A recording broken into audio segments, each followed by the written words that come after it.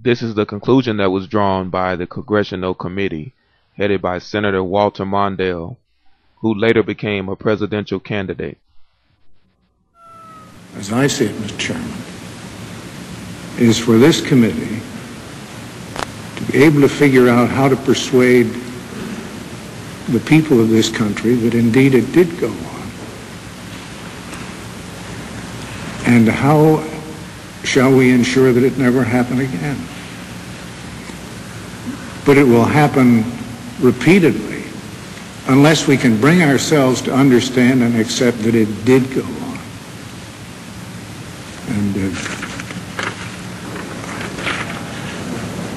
And I say that as one who worked as a United States Attorney with the Bureau and have enormous respect for its capacities in the field of kidnapping, bank robbery, and a lot of other things, but am appalled to learn what if it's correct, the intelligence side of that Bureau was up to for so long.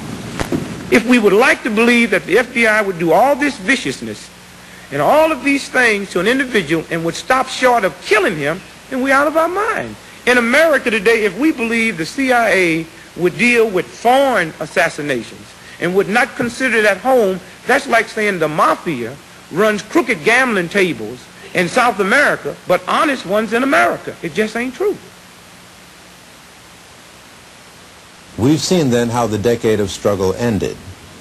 Many of the prominent figures like Malcolm X and Martin Luther King Jr. were assassinated amidst an intense climate of hatred that government agencies were acutely aware of. In fact, the FBI contributed to creating the climate of hate.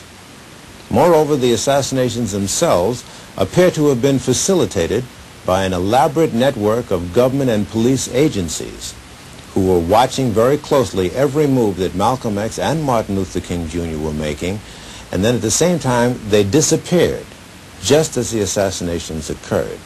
But those were the leaders. What about the students, the troops of the movement?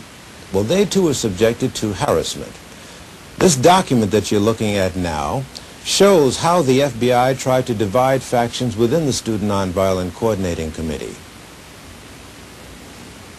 And the Black Panther Party was also subjected to heavy, heavy surveillance. We knew the history of the FBI's infiltration tactics in other organizations, particularly the American Communist Party. There was already a record compiled that showed that the FBI was even in charge of various branches of the Communist Party. So we understood that police tactic of infiltration. There was a situation where, in a sense, the white racism was its own victim. Like, for racist reasons, J. Edgar Hoover had not recruited black agents. He had a lot of white agents. And it takes time to train some black agents.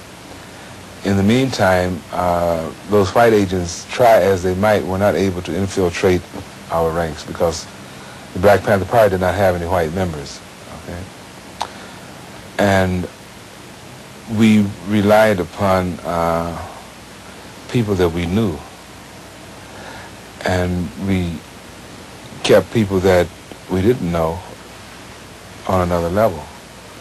And I think this is why we didn't suffer more, put it that way, because they did catch up and start a crash program of recruiting black agents, and they very quickly filled that gap, but it took them about a year to do it. Are your ears deceiving you, or are you beginning to see the government for what it's worth? In the summer of 1978, I interviewed a man who worked as an informer for the FBI during the 1960s. His name is Dothard Perry, also known as Ed Riggs, also known as Bill Perry, also known as Othello. How were you paid? The pay was always in cash. Cash, and you would sign a card.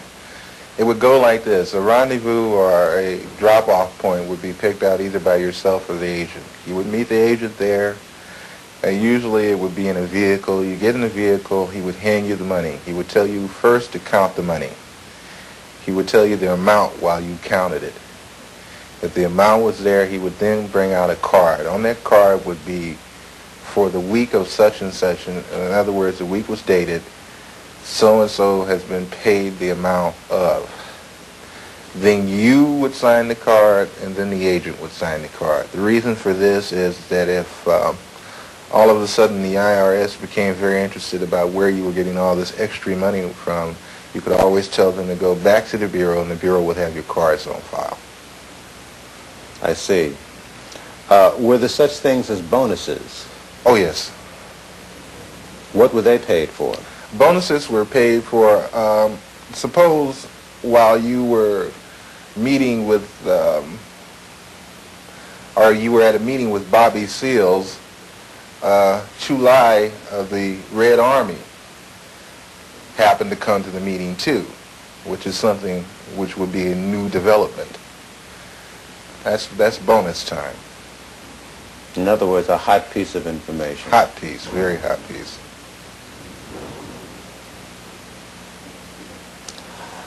Did you ever suffer pangs of conscience? Quite a few times. Quite a few times. I still suffer pains of conscience. I suffer from the fact that a lot of people trusted me, and I misused that trust. I suffer from the fact that a lot of information that I gave out was the undoing of certain groups or certain people. I suffer from the fact that I'm on the run constantly. I have no real life to speak of. You have no family life, really? You have a wife? No, I don't have a wife. I do have a child.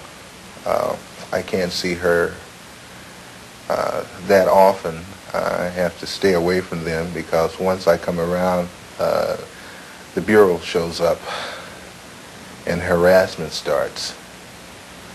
I have very few close personal friends, no one to really confide in.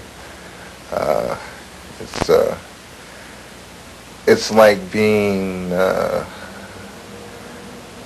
on the outside of a glass jar and everything is happening inside the jar, but you're on the outside. You can see it happening, but you can't participate. Why have you decided to talk to me? For the simple reason, I think this information should be getting out, should be put out to the public. I think not only black people, but everyone should become aware of what your so-called law enforcement agencies do to so-called enforce the law. Because between you, myself, and the audience, I've seen more felons in law enforcement than I have in prison. Many would say, well, look, you yourself just got through saying that the DLA was involved in criminal activity. What's wrong with wanting to put them in prison? How would you answer them? I would answer them in this way.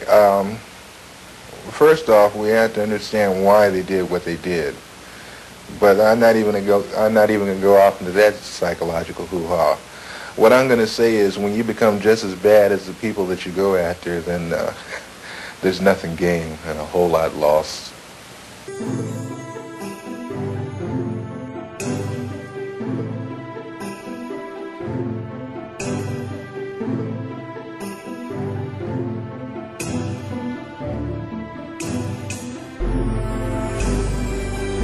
Greetings, brothers and sisters.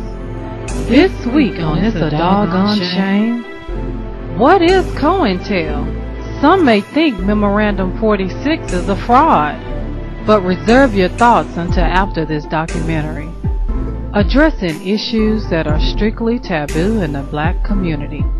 Tune in to Blog Talk Radio, Wednesdays at 6:30 p.m. Central, or check out our website at www.cointelltr.com. www.templeoftheremnant.org and click on the Blog Talk Radio icon. Remember to tell a friend.